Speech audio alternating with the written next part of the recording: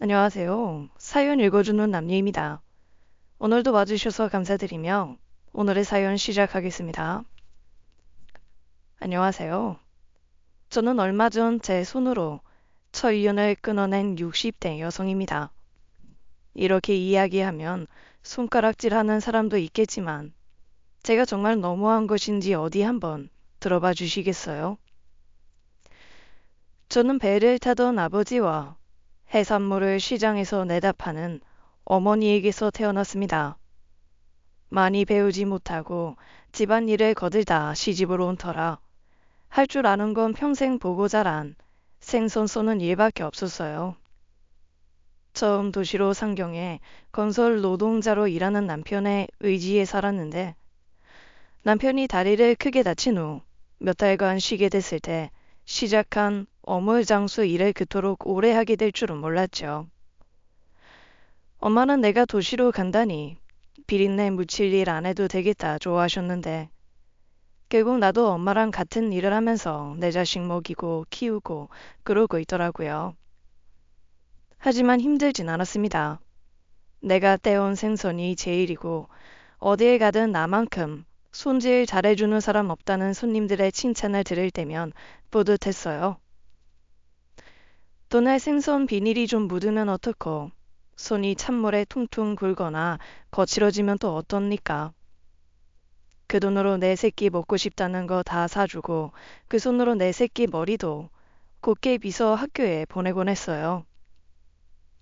아빠가 아는 손주의 소개로 만나 결혼한 남편은 무뚝뚝하기 짝이 없고 재미없는 인간이었어요.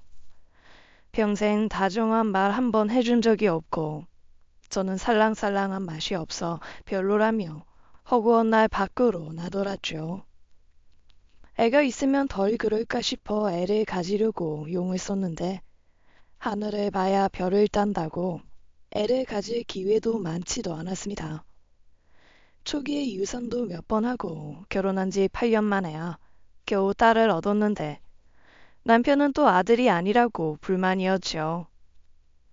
어느 날은 고등어를 구워다 밥을 차려줬더니 젓가락으로 고등어살을 쿡쿡 찌르며 그러더라고요.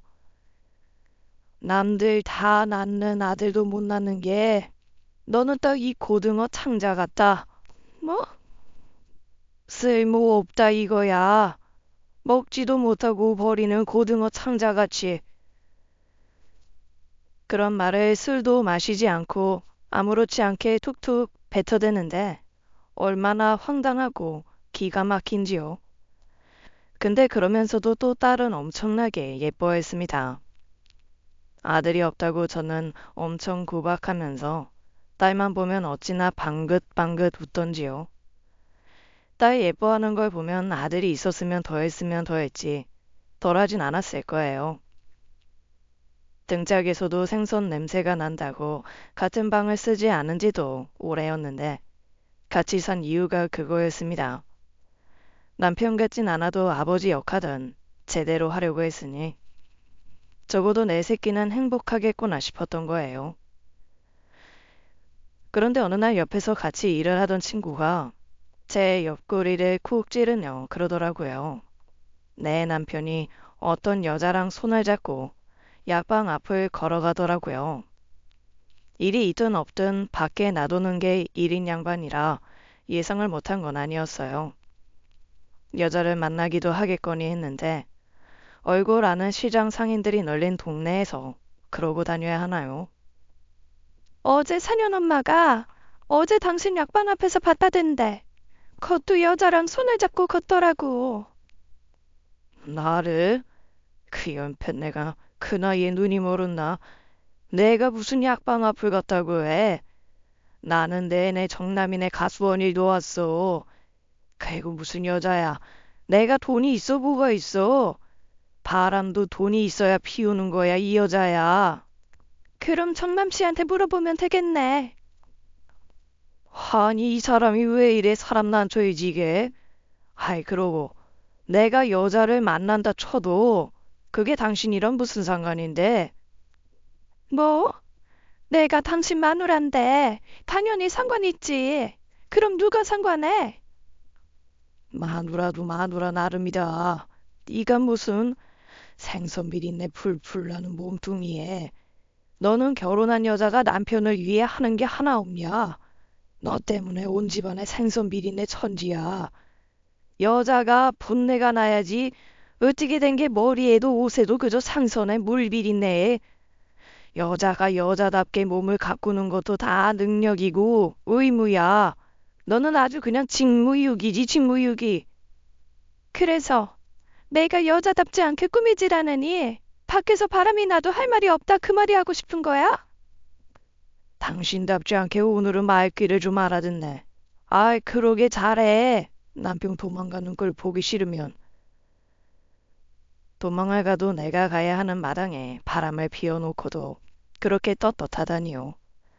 당장에 물그릇을 끼얹고 싶은 마음을 딸 생각해서 참았습니다. 그러니까 그 모진 말과 수모를 저는 딸만 생각하며 버틴 거예요. 그런데 사춘기에 접어들기 시작하면서 딸도 변하기 시작하더라고요. 어려서부터 가지고 싶은 게 참 많은 아이였는데 제가 못 가지고 살아 그런지 가능한 뭐든 사주곤 했었어요. 제가 없을 때는 알아서 과자는 실컷 사 먹으라고 슈퍼에 외상 장보도 달아주고 집에 가는 길에 항상 답한테 널린 예쁜 새 옷 사다 입히고요. 그런데 중학생이 되더니 메이커 옷을 사달라, 휴대전화를 사달라 하며 씀씀이가 커지는 겁니다. 그리고 어느 날은 멀쩡한 신발을 다 놔두고 슬리퍼를 신고 다니길래 물었더니 운동화가 필요하다는 거예요. 그래서 시장에서 사다 줬더니 보자마자 신경질을 부리며 내던지는 게 아니겠어요? 아이 쪽팔리게 이런 걸 누가 신어? 왜? 색깔도 예쁘고 지나가다 보니까 이런 신발 많이 신고 다니던데 운동화 필요하다며. 누가 시장 바닥에서 파는 짝퉁 신발 필요하대? 누가 봐도 짝퉁이잖아, 짝퉁. 뭐? 그런 걸 누가 알아본다고 그래? 발을 씻는 건데. 다 알아. 지금 학교에서 짝퉁 신발 신는 사람은 나밖에 없다고. 저런 걸 신고 다니느니 그냥 슬리퍼 신고 다니는 게 나아. 얼마나 소리를 지르고 화를 내던지 너무 당황스럽더라고요. 그래서 쉬는 날 애를 데리고 메이커 매장에 가야겠다. 그렇게 마음먹고 있었는데 다음날 애가 신이 나서 새 운동화를 신고 들어왔어요. 남편이 가서 사준 것이지요. 애가 좋아하니 다행이다 싶었는데 그 뒤로 부쩍 남편을 따르고 저한테 퉁퉁거리는 것이 이상하더라고요. 엄마는 촌스러워서 자기 마음도 몰라주는데 아빠는 세련된 사람이라 자기 마음을 잘 알아준다나요? 그때까지만 해도 농담처럼 촌스러워 미안하다 하고 말았는데 딸의 분노가 폭발하게 된 사건이 터진 겁니다. 학교에서 오랜만에 참관 수업이 있어 방문한 날이었어요. 그것도 몰랐는데 같은 학교에 애를 보내는 친구가 말해줘서 알았죠. 부랴부랴 아침 일찍 준비하고 10년 전 서방님 결혼식 날 입으려 맞춘 정장과 구두도 꺼내 입고 학교에 갔어요. 화장품이랄 것도 모두 없어서 언제 샀는지 기억도 안 나는 립스틱을 바르고 갔지요. 지연아! 지연아! 그렇게 딸을 찾아 반가운 마음에 부르며 손을 흔들었는데 딸은 화들짝 놀라며 표정을 구기더라고요.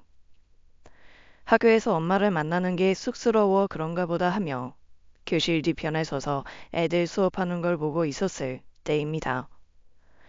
그런데 제 앞에 앉아있던 맨 뒷자리의 아이들이 자꾸 힐끔거리며 뒤를 돌아보는 거예요. 그러면서 인상을 찌푸리며 나지막이 그러는 겁니다. 아, 뭔 냄새야? 아, 선생님, 이상한 냄새 나는데요? 어? 뭐라고? 여기 뒤에서 이상한 냄새 나서 숨도 못 쉬겠다고요. 자연스레 반 아이들의 시선이 자연히 저에게 모였습니다. 정신을 차리고 보니 제 곁에 있던 학부모님들도 저에게 좀 거리를 두고 서 있는 거예요. 그제야 나한테 하는 소린가 싶어 너무 놀라 홍당무가 된 얼굴로 미안하다고 하고 얼른 교실 밖으로 나왔는데 얼마나 무안하던지요. 아무도 없는 복도에서 팔뚝에 번갈아가며 코를 박고 냄새를 맡아봤지만 저는 잘 모르겠더라고요. 그런데 그날 밤 딸이 학원 끝날 시간이 됐는데도 돌아오지 않는 거예요. 남편이 걱정이 된다며 버스 정류장에 나가본다며 나갔고 저도 혹시 집으로 올까 싶어 전전긍긍하며 기다렸지요. 혹시 학교에서 있었던 일 때문에 그러나 싶어 얼마나 마음을 졸였게요. 딸은 그러고도 한참이 지나서 남편과 함께 들어왔습니다. 대체 어디서 뭘 하고 왔냐고 타박하려고 하니 남편이 내 팔을 잡아 끌고 딸은 방으로 보내는 거예요. 왜 이래? 혼날 건 혼나야지. 세상이 얼마나 무서운데 기집애가 11시가 다 되도록. 당신 지연이 학교 갔었어? 갔었지. 오늘 학부모 참관 수업 있다길래. 아니 애가 오라고 하지도 않았는데 왜 그런 자리에 가서 문제를 만들어? 왜? 지연이가 뭐라고 해? 나는 다른 엄마들 다 오는데 우리 지연이만 아무도 안 갔을까봐 걱정되니까. 차라리 아무도 안 오는 게 낫지. 누가 봐도 촌부골에 생선 비린내 풍기는 엄마가 찾아온다고 좋아하겠냐? 뭐? 지연이가 그래? 나였어도 쪽팔려서 뛰쳐나가고 싶었겠다. 아니 갔으면 티를 내지 말던가. 지연이 보고 너네 엄마 이너 할멈이냐고 했다더라. 이너 할멈. 뭐? 애들이 참 못됐네. 어떻게 그런 말을 해? 요즘 애들 모르니? 하긴 너가 아는 게 뭐겠냐. 하여튼 지연이 혼낼 생각 말어. 지연이가 뭘 잘못했어?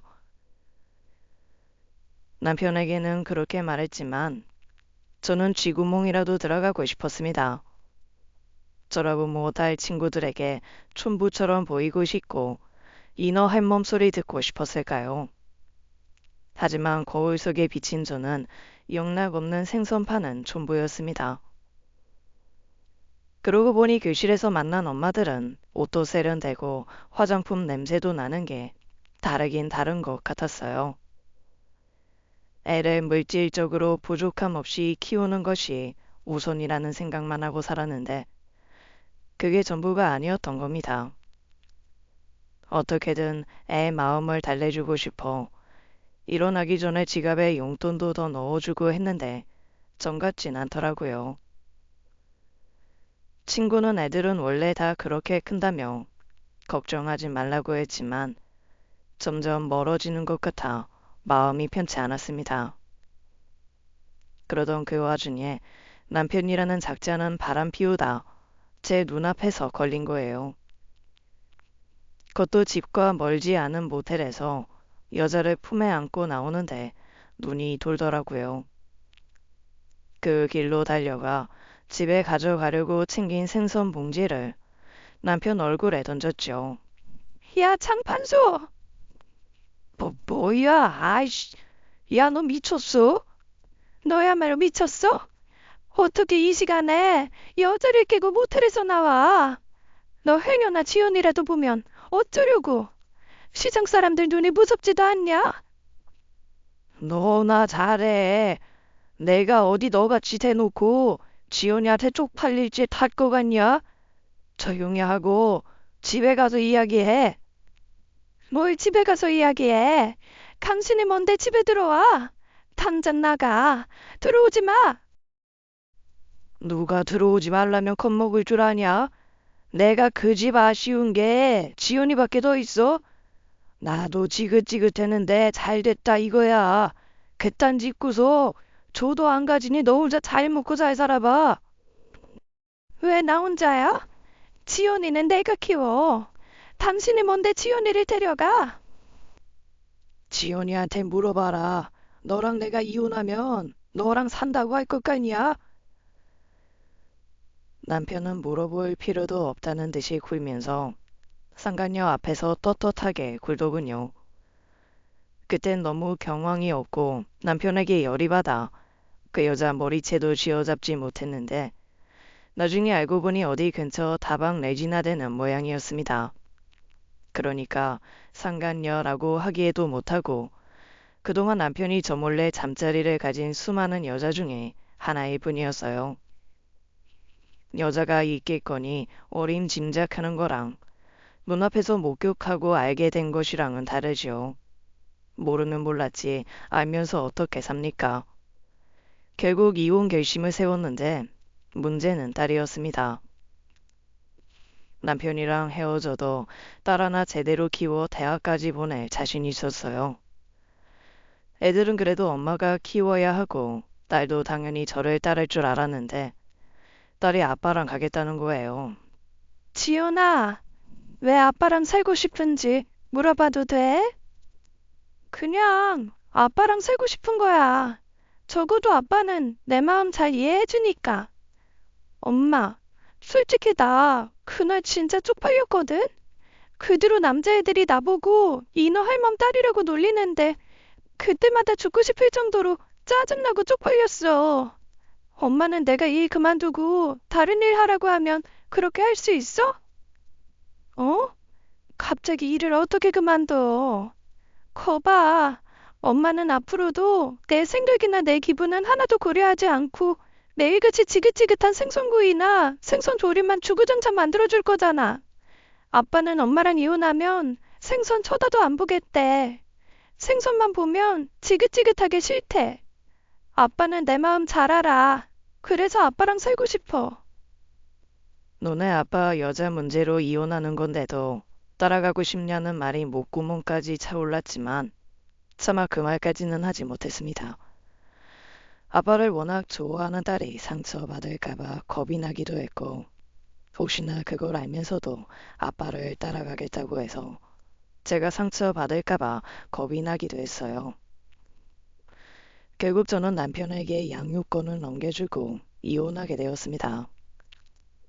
그래도 가끔 애를 만나 소식을 묻고 살 수 있도록 해달라고 했는데 남편은 알아서 하라고 했던 반면 딸이 원하지 않았어요.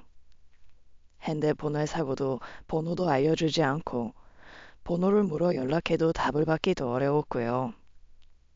애가 저한테 마음을 다 닫아버렸구나 싶어 저도 한동안 연락을 하지 못했고 고등학교 졸업 소식을 듣고서야 정말 오랜만에 학교에 찾아갔습니다.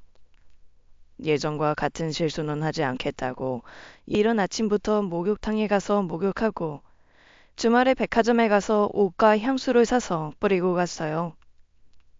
미용실에 가서 머리도 하고 근사한 꽃다발도 사서 졸업식장에 갔지요. 그리고 멀리 친구들과 사진을 찍고 있던 딸을 발견했어요.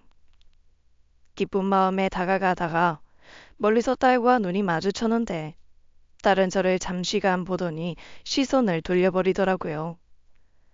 조금 당황스러워 멈칫거리던 사이 멀리 전 남편과 웬 여자가 딸에게 다가가는 것이 보였습니다. 저를 모른 채 하던 딸은 전 남편과 함께 다가간 여자에게 너무 예쁘게 웃어주면서 안기더라고요. 그때 그 기분을 저는 지금까지도 잊을 수 없었습니다.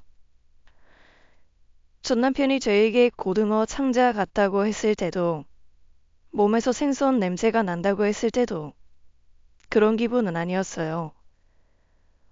어찌나 비참하고 절망적이던지 정말 어디 가서 콱 죽어버리고 싶은 심정이었습니다. 그 뒤로는 딸에게 한 번도 연락한 적이 없어요. 사실 이혼 후부터 제 삶은 이전과 많이 달라지긴 했습니다. 저는 늘 딸만 보고 살아왔는데 앞으로 무엇을 위해 살아야 할지 막막했죠. 그때 저와 인연이 닿은 귀한 아이들이 있었어요. 윗지방에서 건설 노동자로 일하던 아버지를 사고로 잃고 외가로 내려온 남매였습니다. 애 엄마는 원체 몸이 약한 데다가 남편을 잃은 충격에 일을 할 상황이 아니어서 첫째 아이가 외할머니를 따라 시장에 나와서 일을 거들곤 했죠. 어찌나 아이가 똑부러지고 속이 꽉 들어찼는지 시장에서도 할머니를 그렇게 위해주고 도와줘서 귀염을 받았어요. 학교가 끝나면 바로 시장에 와서 옆에서 숙제도 하고 할머니 대신 돈도 받고 물건도 담으면서요. 그런데 그 할머니마저 뇌출혈로 갑자기 가시면서 아주 사는 게 굉장히 막막해진 겁니다. 그 집에 남은 거라곤 할머니가 남긴 집과 얼마 들지 않은 통장이었어요. 당장 애 엄마가 일은커녕 애를 돌보기도 힘든 상황이라 딱하게 생각한 시장 상인들이 얼마간 돈을 모아다 주며 자립을 도왔습니다. 그런 상황에 겨우 중학생이 된 첫째 아이는 시장 어른들을 찾아다니면서 무슨 일이라도 할 테니 뭐라도 시켜달라고 하는데 얼마나 마음이 쓰이던지요. 저는 그 아이를 어떻게든 도와야겠다고 생각하게 됐어요. 선우 엄마, 이제 정신 똑바로 차리고 애들 보면서 살아야 돼. 선우 성경이한테는 이제 선우 엄마밖에 없잖아. 내가 도와줄게, 응? 선우 저렇게 공부 잘하는데 대학까지 보내야지. 내내 일만 하게 둘 거야? 남편에 이어 어머니까지 잃은 아이 엄마를 일으켜 제 일을 거들게 했어요. 그래서 월급도 주고 애들 챙겨다 밥도 주고 남은 생선 토막 내서 집에 보내곤 했죠. 그러다 보니 아이 엄마도 기력을 찾고 애들 표정도 눈에 띄게 밝아졌습니다. 남들이 좋은 일 한다고 하지만 모르는 소리지요. 저도 그 아이 엄마와 아이들 덕분에 버티고 산 거예요. 이제 앞으로 무엇을 위해 살아야 하나 했을 때 내가 살 이유가 생겼던 거였으니까요. 하지만 아이들이 부모 복이 없는 건지 애 엄마도 첫째 아이 대학 입학을 앞두고 암으로 가게 됐고 결국 애들은 고아가 된 거예요. 그 어린아이가 상주가 되어 세상을 잃은 듯이 앉아있는데 너무 마음이 아파 죽겠더라고요. 그래서 그때 첫째 애한테 그랬죠. 선호야, 성경이는 걱정하지 말고 서울 가라. 성경이는 이모가 태워줄게. 네, 그럴 순 없어요. 그동안 이모가 저희를 얼마나 도와주셨는데 더는 패기칠 순 없어요. 대학은 어차피 제 실력이나 보려고 넣어놓은 거지 진짜 갈 생각은 아니었어요. 엄마도 아프고 성경이도 있는데 제가 어떻게 둘을 두고 갈 생각을 했겠어요.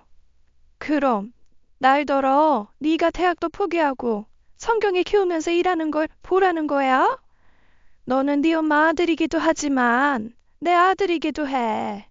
그 좋은 대학을 붙어놓고 성경이 때문에 못 가겠다고 하면 그거야말로 네 부모가 하늘에서 대성통곡 할 일이야.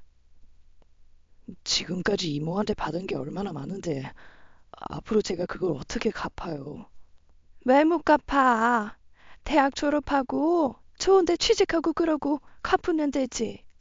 고맙단 말도 나중에 하늘 가서 네 부모한테 들을 테니 넌 그런 거 신경 쓰지 말고 서울 가라. 알았어? 저희는 그때부터 부모 자식이 되었습니다. 내가 양아들 삼아 너를 도울 테니 너도 나를 엄마 삼아 동생과 버려졌다 그런 생각하지 말고 살라고요. 그렇게 양아들을 서울 대학을 보냈고 4살 터울의 양딸도 키우다 4년 뒤에 양아들 있는 곳으로 보냈습니다. 양딸이 딱 제가 딸과 헤어졌을 즈음 나이부터 함께 살게 된 거라 사실 고민도 많았어요. 딸이 생선 판다고 그렇게 싫어하고 질색했으니 괜히 내 친자식도 아닌 남의 자식 가슴에도 못 박을까 봐요. 그런데 양딸은 제 딸과는 너무나 달랐습니다. 자기 오빠랑 똑같아서 학교가 끝나면 꼭 제가 있는 시장으로 나와 인사를 하고 넉살 좋게 웃으며 장사를 거두며 생선을 팔곤 했어요. 그리고 매대를 함께 정리하고 제 팔짱을 낀 채 꼭 붙어서 집에 돌아가곤 했죠. 이모라고 불러도 그만인데 어느 날부터 자연스레 엄마라고 부르고요. 한날은 그래도 마음이 쓰여 물었던 적이 있어요. 성견아, 너는 나한테서 나는 생선 냄새가 싫지 않아? 뭐? 엄마, 나는 세상에서 생선 냄새가 제일 좋은데 무슨 소리야. 시장에 가면 그렇게 마음이 편안해지더라. 엄마 품에 있는 것 같고 좋아. 그래도 학교 친구들이 교복에서 생선 냄새 난다고 흉보거나 그러진 않아? 그게 무슨 흉이야. 엄마가 생선을 하니까 생선 냄새가 날 수도 있는 거지. 그런 걸로 놀리는 애들 있으면 나오라고 해. 내가 아주 갈치로 신나게 때려줄 테니까. 덕분에 저는 딸과 떨어져 지내야 하는 사정도 있고 버틸 수 있었습니다. 그러니 양딸마저 제 오빠를 따라 서울에 가게 됐을 때 얼마나 마음이 허전했는지요. 양아들 덕에 군대 면회도 가보고 시장 사람들 보는 앞에서 군복 입은 양아들 저녁 신고도 받아봤습니다. 비록 떨어져 살았지만 명절이며 방학 때마다 돌아와 항상 저와 시간을 보내주던 아이들이었어요. 양아들은 번듯한 기업에 취직했고 공부 욕심이 많은 딸은 기업 지원을 받아 미국에 유학하러 갔고요. 제 속사정을 제대로 알지 못하는 사람들은 어떻게 자식들을 하나같이 저렇게 잘 키웠냐 입이 마르도록 칭찬했어요. 그 사이 제 형편도 많이 나아져서 제 앞으로 집 하나와 건물 하나도 얻게 되었습니다. 친정 엄마한테 받았던 시골 땅이 있었는데 쓸모 없는 줄만 알았던 그 땅으로 토지 보상을 받게 되었거든요. 게다가 제가 그동안 생선 팔아 알뜰살뜰 모은 돈으로 이룬 결과지요. 시장에서 하던 생선 장사는 관두고 아파트 단지 근처에 있는 제 건물 1층에 생선 구이집을 내서 했습니다. 양아들은 생활비 붙여줄 테니 일하지 말라고 성화였지만 어디 그럴 수 있나요? 예나 지금이나 변함없이 그저 자기 동생이나 저만 생각하는 애였습니다. 그런 염려 하나로도 저는 세상을 가진 듯이 행복했지요. 받으려 하진 않겠지만 저는 그 애들이 결혼하면 얼마간 돈도 보탤 생각도 하고 있었습니다. 이미 60이 넘은 저한테 이제 남은 게 뭐가 있겠어요. 그 아이들 뿐이었지요. 그런데 이혼 후 한 번도 연락이 없었던 딸에게서 연락이 온 게 아니겠어요. 갑작스러운 연락이 저는 얼떨떨했습니다. 고등학교 졸업식 이후로 양육비 문제도 끝나면서 전 남편과도 연락하지 않았고요. 만나고 싶다고 하는데 가게를 비울 수도 없고 시간 조율이 안 돼서 결국 제 매장으로 불렀죠. 시장 접고 이젠 생선구이집 하는 거야?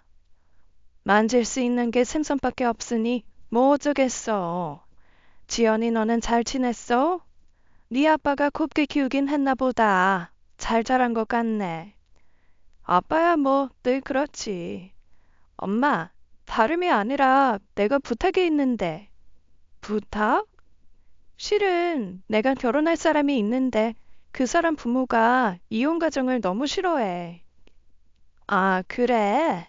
이혼 가정이 뭐라고? 그것 때문에 반대해? 그럼 지금 새엄마가 친엄마라고 하면 되잖아. 친엄마? 아, 그분은 3년 전에 돌아가셨어. 지금은 아무도 없지.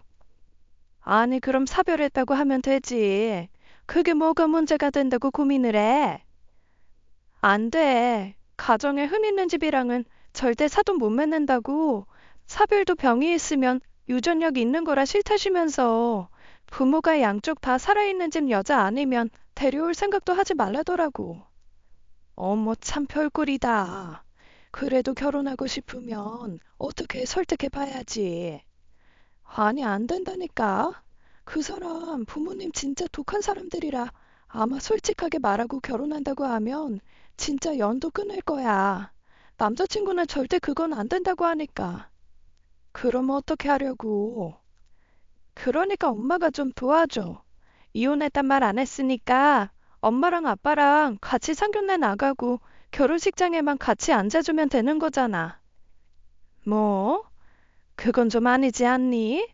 내가 너네 아빠 안 만난 지 벌써 10수년인데 이제 와서 부부 노릇을 하라니. 부부 노릇을 하라는 게 아니라 부모 노릇을 하라는 거지.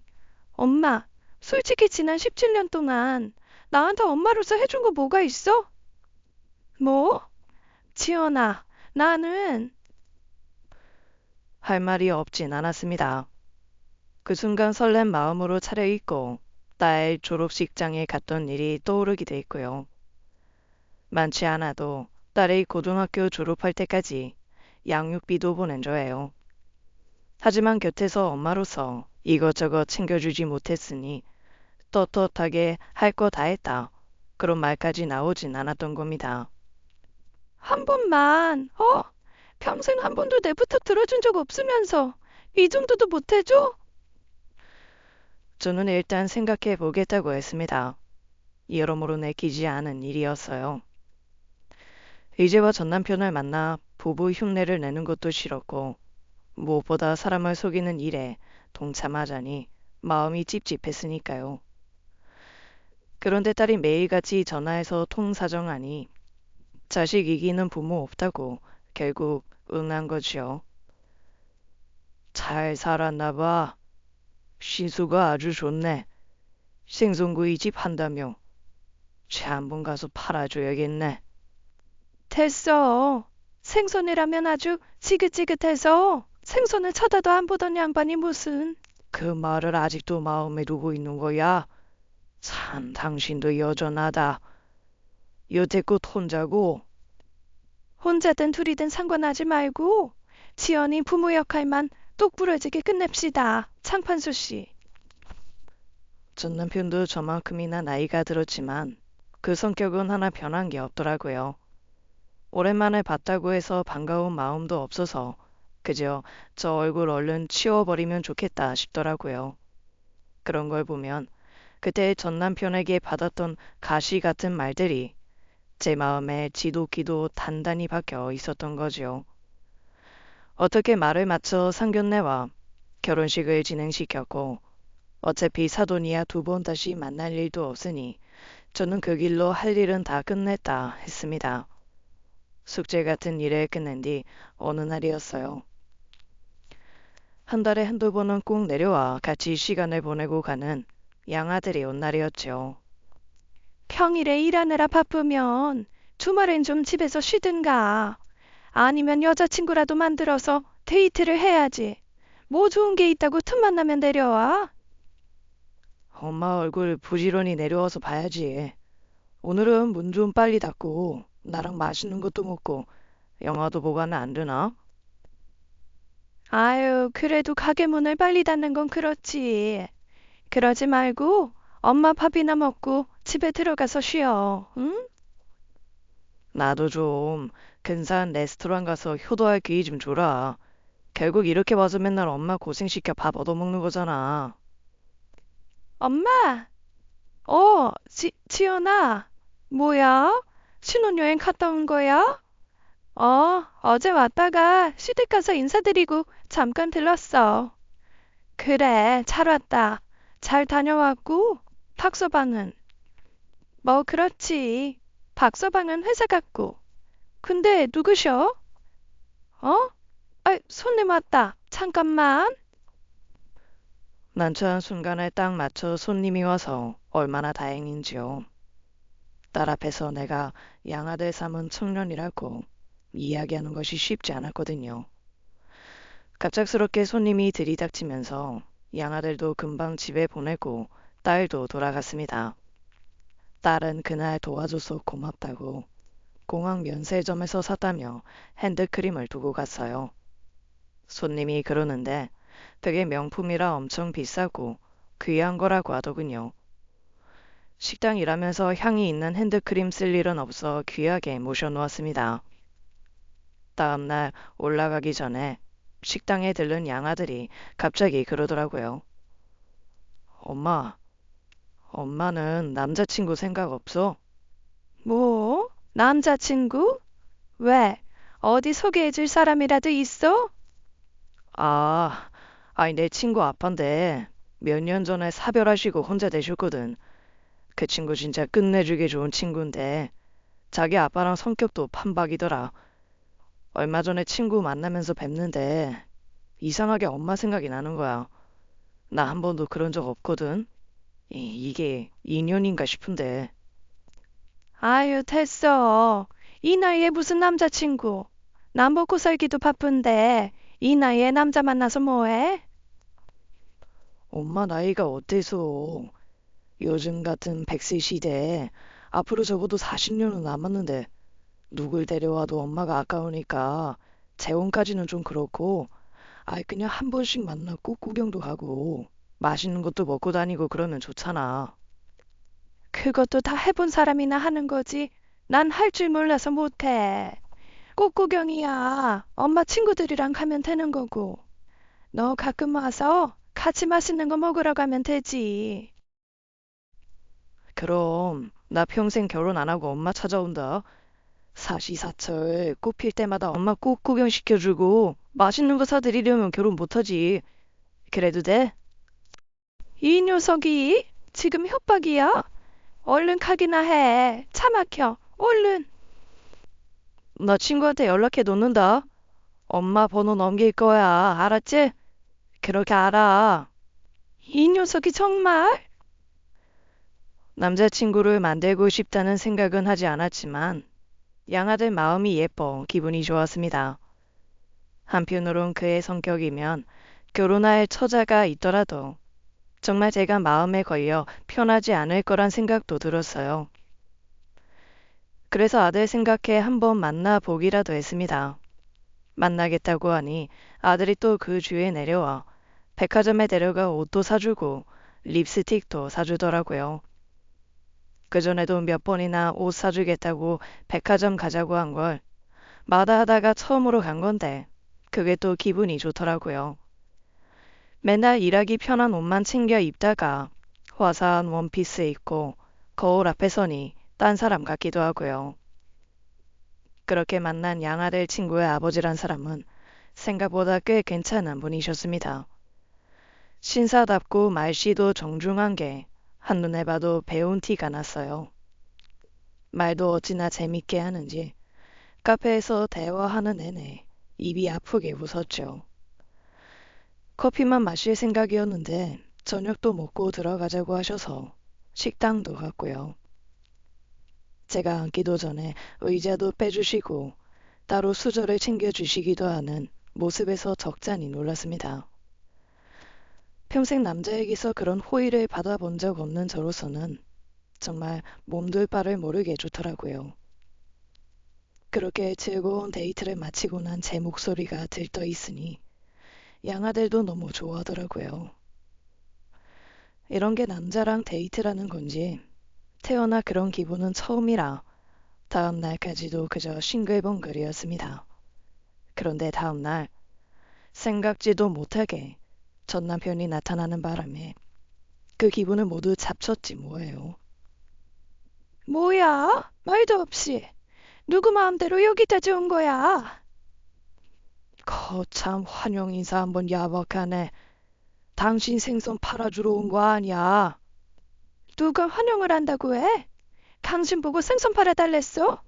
필요 없으니까 나가. 당신한테 팔 생선은 없어. 그러지 말고 구이 정식 하나 해봐. 아니 나가라니까. 윤 사장님 마침 계시네. 전화로 할까 했는데 위에 매물 직접 보고 싶으시다고 해서 온 김에요. 이제 2층 공실 있잖아요. 태권도장 하고 싶으시다는데. 어머 김 사장님.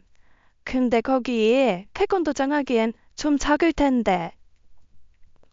그래서 거기 공실이 2개 있잖아요. 그거 2개 다 해서 이 가운데 벽을 뚫을까 하고. 뭐 상관없죠. 그렇게 하면 사이즈는 딱 좋겠네. 늘 하시던 대로 김 사장님께서 알아서 계약서 준비해 주세요. 시간 알려주시면 맞춰서 갈게요. 예. 그럼 수고하세요. 하필 그때 상가 계약 문제로 부동산 사장이 찾아온 거예요. 딱히 전 남편에게 숨길 일은 아니었지만 누가 됐던 괜히 재산 내보여서 좋을 건 없잖아요.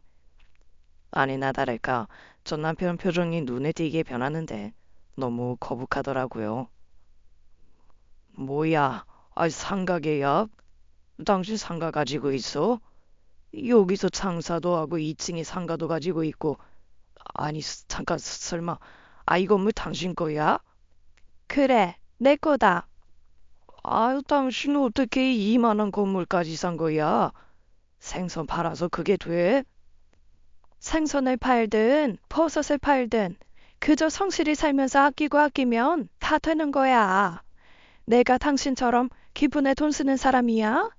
아직도 안 가고 뭐해? 그렇게 전 남편을 쫓아내듯 보내고 나서도 얼마나 불안했는지요. 뒤늦게 부동산 사장을 눈치껏 보내고 나중에 이야기할 걸 그랬나 하는 후회도 했고요. 불안한 마음은 정확히 맞아 떨어졌습니다. 그 뒤로부터 갑자기 딸이 가게로 드나들기 시작하는데 어처구니 없게도 그런 이야기를 하는 거예요.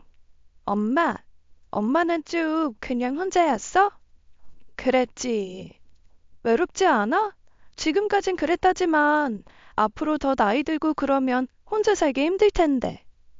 힘들긴 둘이 살아도 외로운 건 마찬가지더라. 내가 너네 아빠랑 안 살아봤냐? 그거야 젊었을 때 이야기지. 아빠도 많이 변했어. 새엄마 만나서 재혼하고는 그래도 둘이 참 잘 살던데.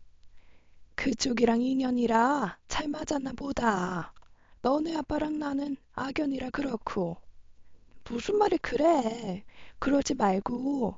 엄마, 아빠랑 재결합할 생각 없어? 뭐? 말 같지도 않은 소리 하지 마. 아주 끔찍하다. 아니, 아빠도 새엄마 죽고 나선 그 집 자식들한테 팽당해서 혼자고, 나도 결혼해 나오면서 얼마나 외롭겠어. 엄마도 그렇잖아. 싫다곤 하지만 결국 같이 살다 보면 정도 들 거고, 서로 힘도 되어주는 거고. 그리고 내심 시부모님 아시게 될까봐 걱정도 되는데. 나는 할 만큼 했어. 나중에 너네 시부모가 알게 된다고 해도 이제 나는 모른다. 너네 아빠랑 재결합하느니 평생 혼자 외롭게 죽는 게 나아. 내가 그렇게 힘들게 살았던 걸 봤으면서도 그러냐? 그런 말이 목구멍을 쳤지만 참았습니다. 이제 와서 딸한테 하소연하며 내 심정 알아달라 해봤자 뭐하나요? 이미 지난 일인데 괜히 끄집어냈단 마음만 상하죠. 그런데 저도 잊고 있었던 게 있었습니다. 딸이나 전 남편이나 그 고집스럽고 자기밖에 생각하는 마음이 똑 닮았다는 것을요. 다른 시부모한테 들킬까봐 차라리 재결합하라는 요구를 은근슬쩍 계속해댔어요. 전 남편을 사위까지 끌고 와서 밥을 먹고 말이에요. 이렇게 모여 있으니까 꼭 가족 같다. 그치? 엄마, 근데 조림은 안 해? 엄마 생선 조림 하나는 진짜 잘했는데. 그거 먹고 싶다. 엄마, 그러지 말고 우리 엄마 집에 초대해주면 안 돼? 집? 뭐하러? 여기가 훨씬 넓은데. 그러지 말고 이렇게 모이니까 다 같이 모여 살던 때가 생각나고 그립고 그래. 어? 사위도 있는데 집에 좀 초대해주라. 식당 같은 거 말고 집에서 엄마 밥 좀 먹고 싶어. 생각해보면 그때 딸의 요구를 적당히 들어줬어야 했어요.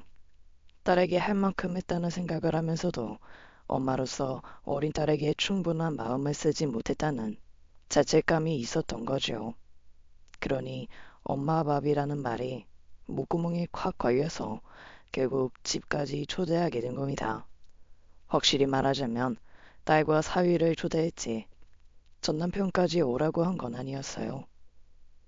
그런데 그날 너무도 당연하게도 전 남편까지 세 사람이 내 집에 왔지요.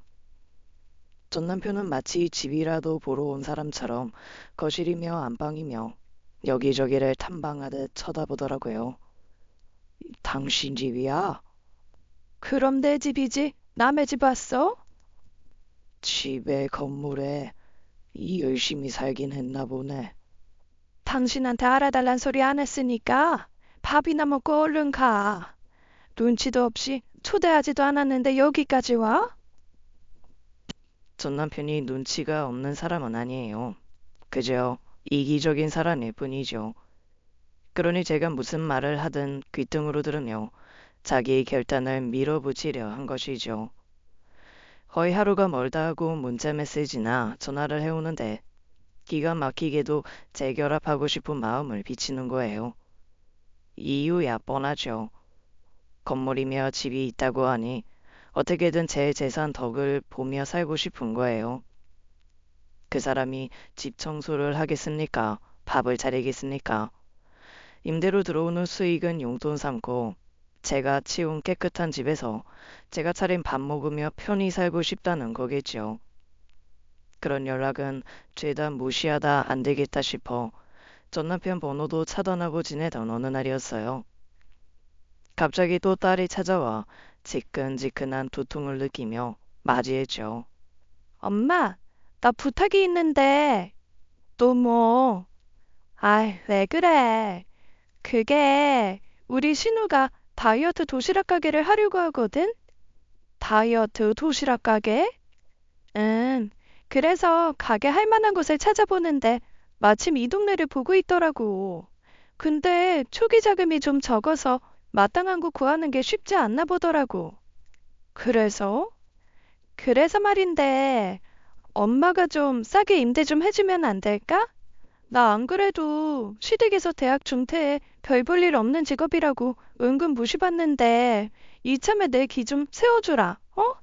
아니 그래도 다른 가게 사장님들은 제 돈 주고 들어와서 장사하는데 너는 신우라고 봐주면 그건 좀 아니지 않니?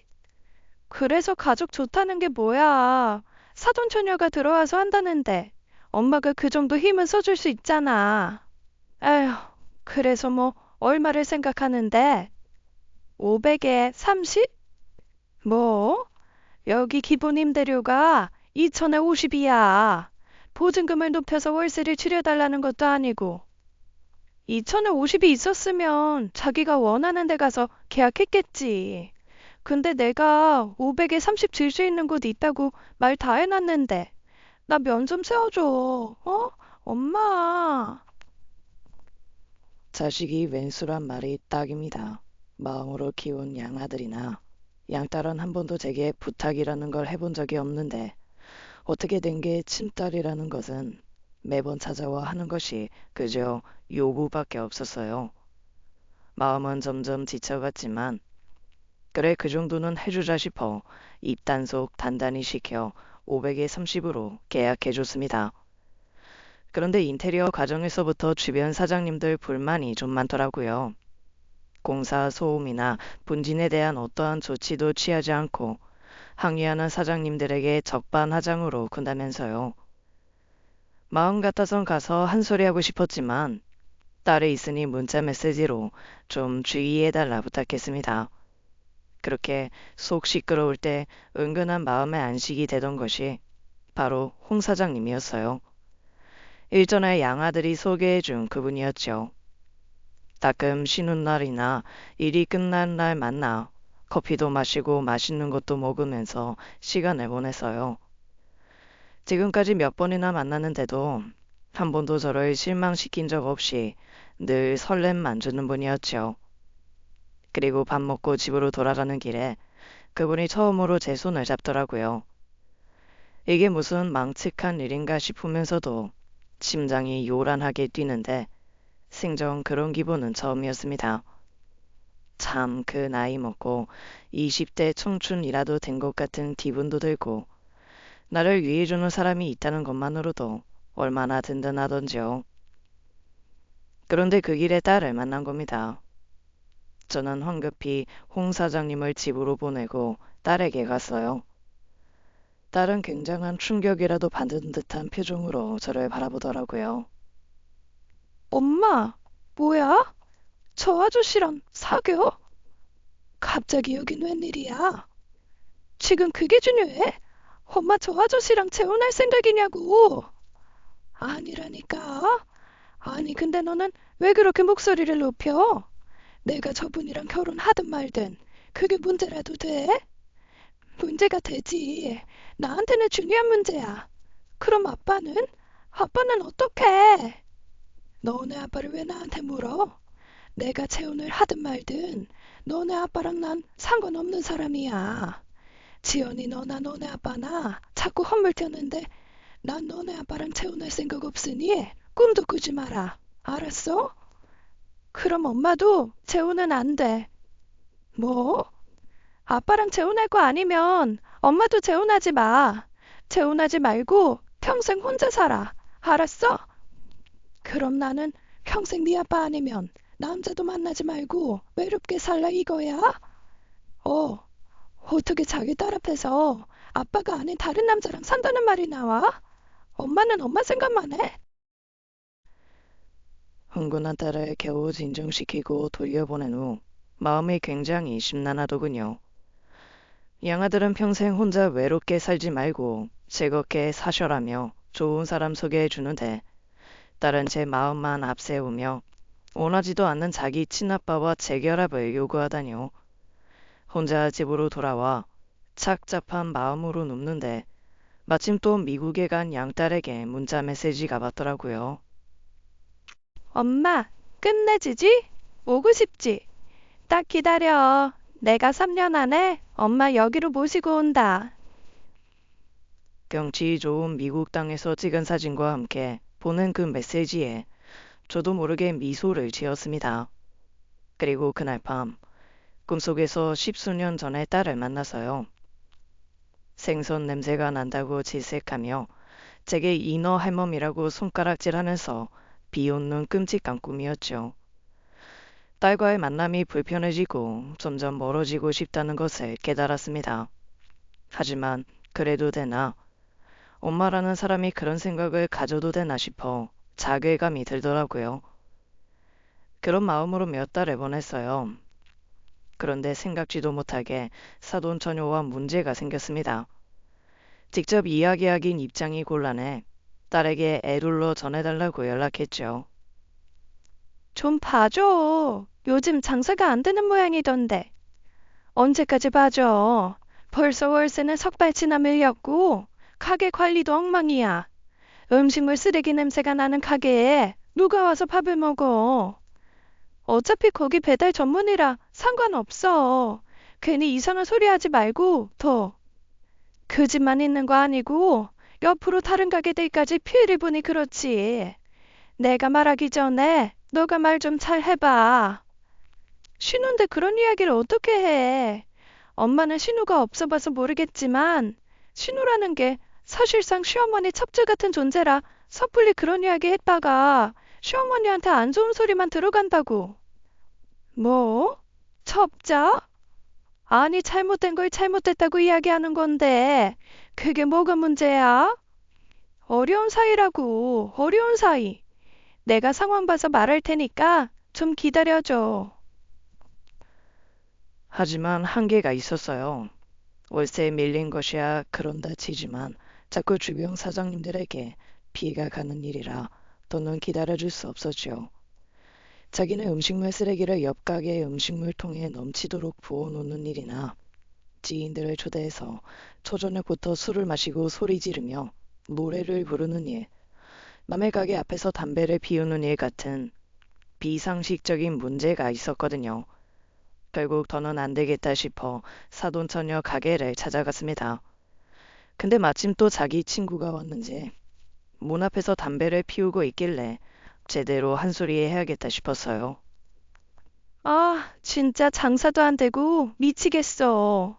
이번 달 월세도 못 내게 생겼다니까. 원래 이 년은 손해 보고 들어간다고 생각하고 시작해야 한다더라. 근데 월세 그렇게 안 내는데 괜찮겠어? 괜찮아. 새언니가 몇 달은 좀 밀려도 상관없댔거든. 아무리 사돈 건물이어도 좀 그렇지 않어? 자기 엄마가 어려서 자기한테 잘못한 게 있어서 꼼짝 못한다나? 몰라. 나야 땡큐지. 그나마 월세 걱정 덜어서 다행이다. 그나저나 나 신혼여행 양가 선물 뭐 할지 걱정이야. 너네 새언니는 뭐 했대? 새언니? 아, B사 지갑했다. 엄마랑 아빠 다. B사 지갑? 명품이라 비쌀 건데? 명품이어도 면세 찬스 쓰면 부담은 없다더라. 지갑이 딱 좋지 뭐. 가방은 좀 부담이잖아.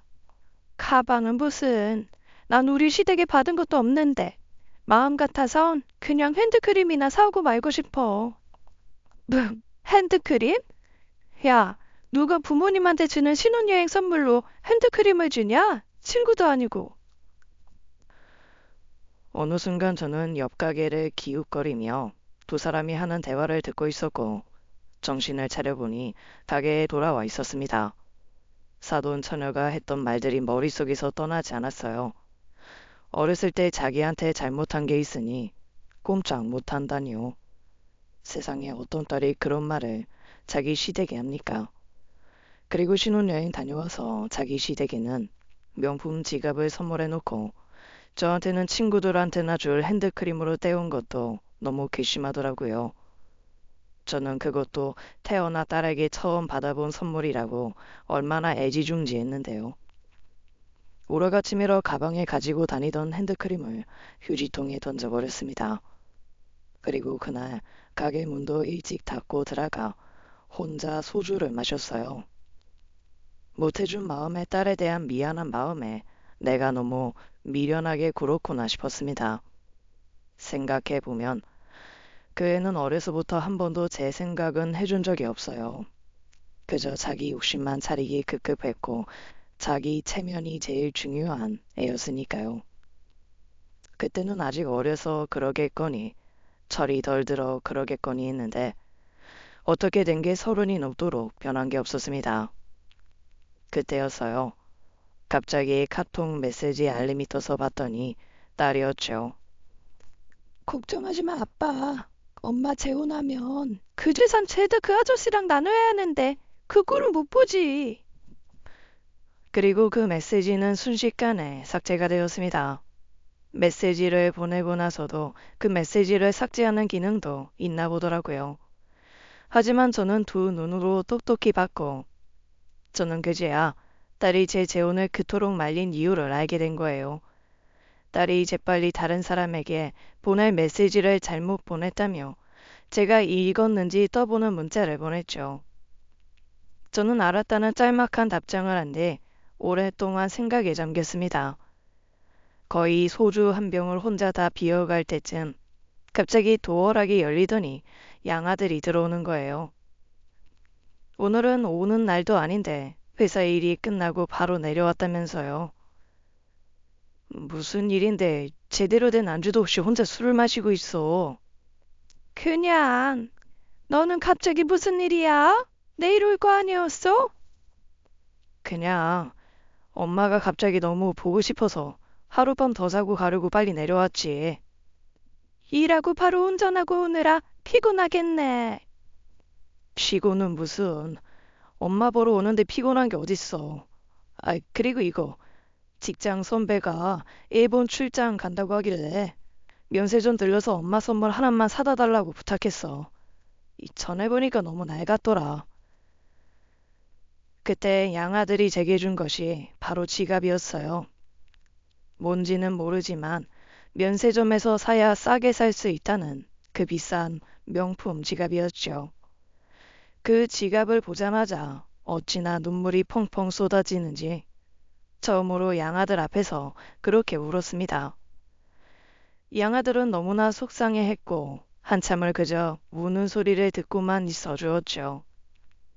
그리고 저도 모르게 그 속갯말을 다 쏟아냈어요.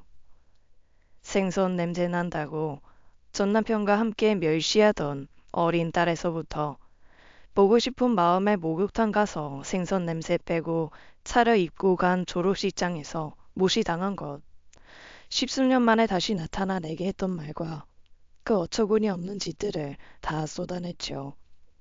한참을 그렇게 털어놓고 나니 신기하게도 속이 뻥 뚫린 것 같더라고요.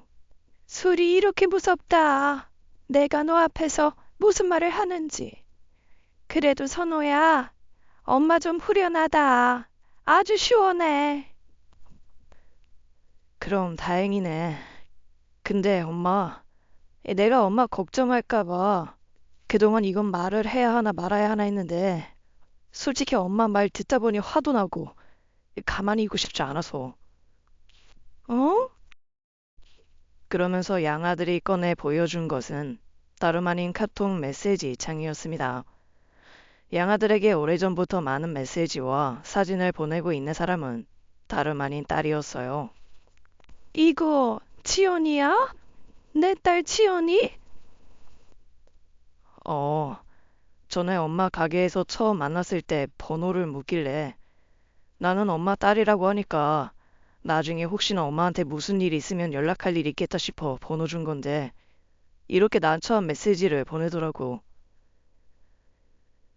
저는 양아들에게 건네받은 핸드폰을 찬찬히 살폈어요. 술이 확 깨는 기분이 뭔지 알겠더군요. 이게 내 딸이 보낸 메시지가 맞나 싶을 정도로 어찌나 망측한지 얼굴이 달아올랐습니다. 선호야, 너 사진 하나만 보내주면 안 돼?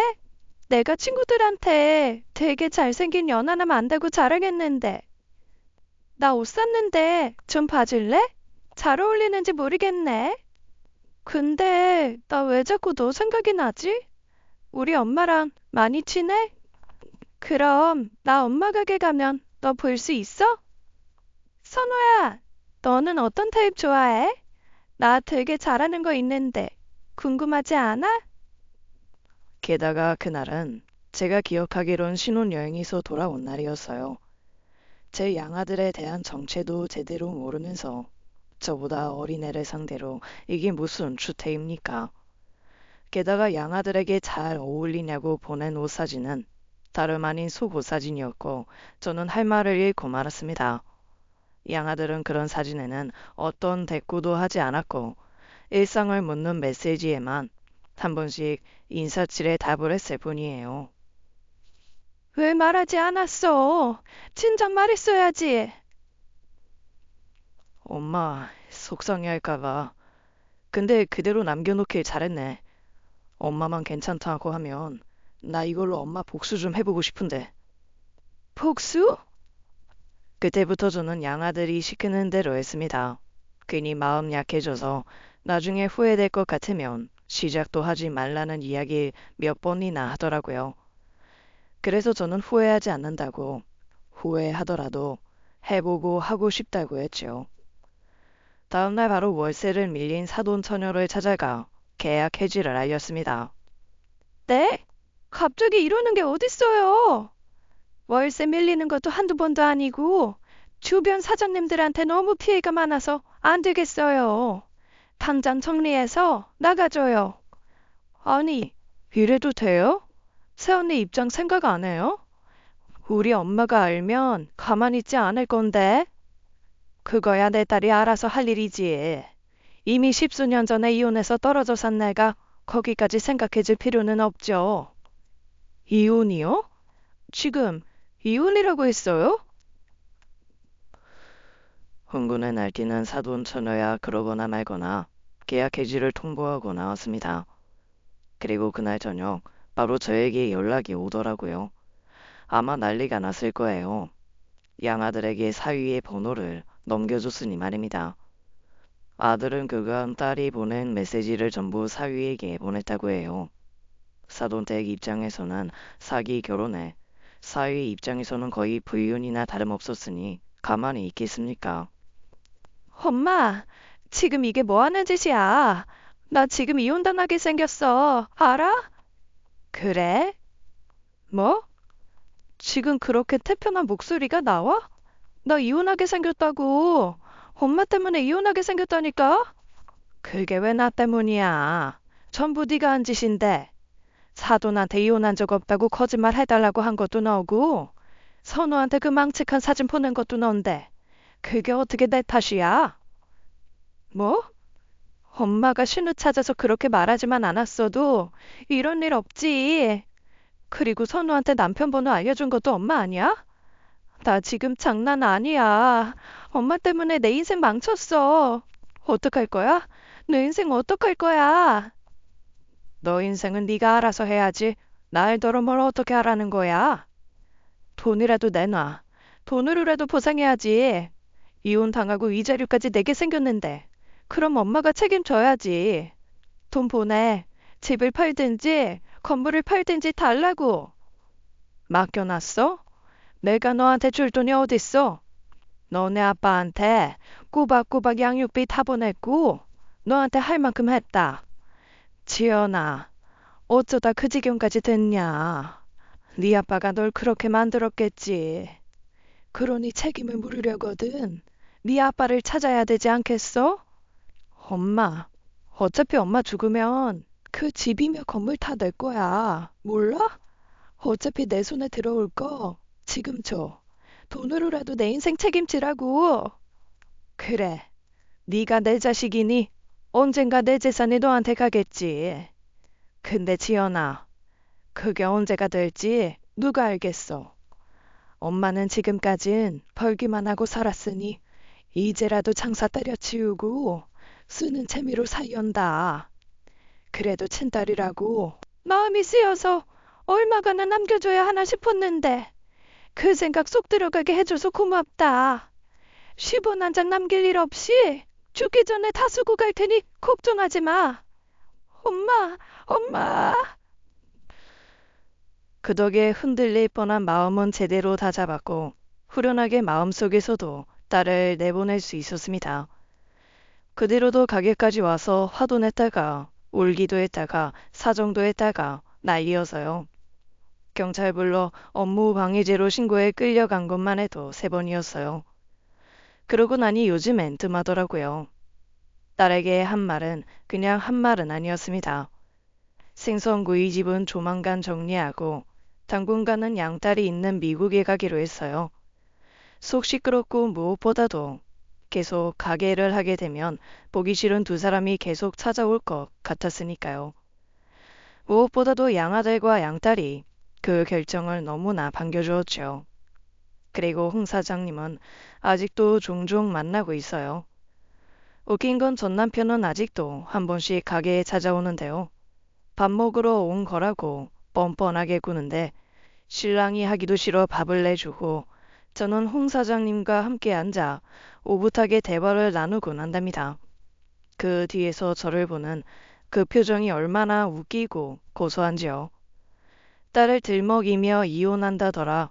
재판까지 간다더라. 그런 이야기를 할 때마다 그래서 어쩌라고 했어요. 당신이 책임지겠다고 데려간 딸이니 알아서 사람을 만들든지 끼고 살든지 하라면서요. 전 남편은 남이라지만 딸은 죽기 전까지도 법으로 묶여있고 천련이 그렇게 쉽게 끊어지겠습니까마는 할 수 있는 만큼은 외면하고 살아보려고 합니다. 손가락질 받는데도 어쩌겠습니까? 언젠가는 딸도 진심으로 뉘우치고 자기 자신을 돌아볼 수 있을 때는 다시 생각해 봐야겠죠. 그 전까지는 한결같이 저를 생각해주는 우리 선호 성경이만 보고 살아보려고 해요. 이대 생각하니 또 벌써 웃음이 나네요. 이번 주는 선호가 미국 여행 준비하는 거 도와준다고 오기로 했거든요. 여러분들도 혈연 그 이상으로 연결된 인연 소중히 하시어 행복하시길 바랄게요. 지금까지 사연 읽어주는 남녀였습니다. 끝까지 함께 해주신 여러분 감사드리며 저희는 다음 사연으로 돌아올게요. 감사합니다.